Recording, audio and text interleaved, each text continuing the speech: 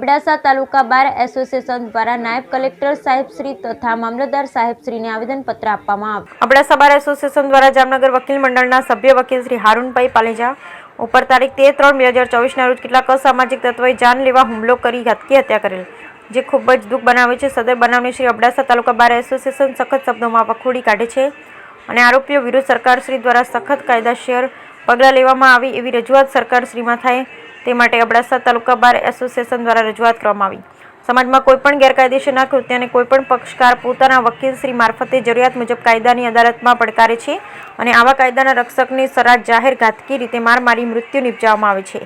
તે રીતે કાયદાના રક્ષક એવા વકીલશ્રીઓને જાનહાનિનો સખત ભાઈ માથે જબુડતો રહે છે, જેથી વકીલશ્રીઓ માટે વકીલ પ્રોટેક્શન બિલ વકીલશ્રીઓના વિશાળ હિત માટે સરકારશ્રી પસાર કરી તેવી શ્રી અબડાસા તાલુકા બાર એસોસિએશનની માંગણી કરવામાં આવી હતી।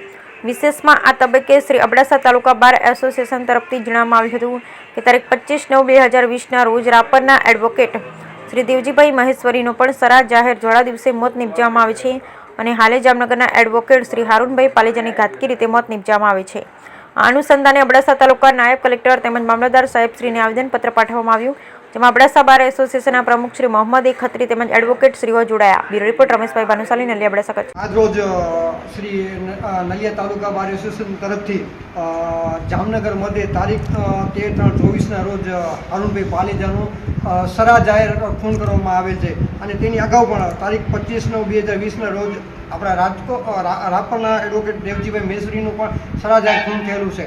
તો એના માટે આજે શ્રી અબડાસા તાલુકા બાર એસોસિએશન મામલતદાર શ્રી અબડાસા અને નાયબ કલેક્ટર શ્રી અબડાસાને આવેદનપત્ર આપી અને સરકારશ્રી પાસે એવી માંગણી કરેલ છે કે ભાઈ એડવોકેટ પ્રોટેક્શન એક્ટ જે છે અમલમાં આવે અને વકીલોના હિતોનું રક્ષણ થાય। જ્યારે એક વકીલ છે એ પોતાના માટે નહીં પણ એક પક્ષકાર માટે કેસો લડે છે અને એના હિતોનું રક્ષણ કરે છે, અને જ્યારે એક વકીલનો જ સરા જાહેર ખૂન થઈ જતું હોય તો વકીલોના હિતોનું રક્ષણ કોણ કરશે? એટલા માટે આજે આવેદનપત્ર આપી અને સરકારશ્રી પાસે એવી માંગણી કરેલ છે કે જલ્દીથી જલ્દી તાત્કાલિક ધોરણે એડવોકેટ પ્રોટેક્શન બિલ છે જે અમલમાં આવે અને વકીલોના હિતોનું રક્ષણ થાય એવી માંગણી માટે આજ હાજર બધે અમારા એડવોકેટ મિત્રો હાજર થઈને એવી રજૂઆત કરેલ છે।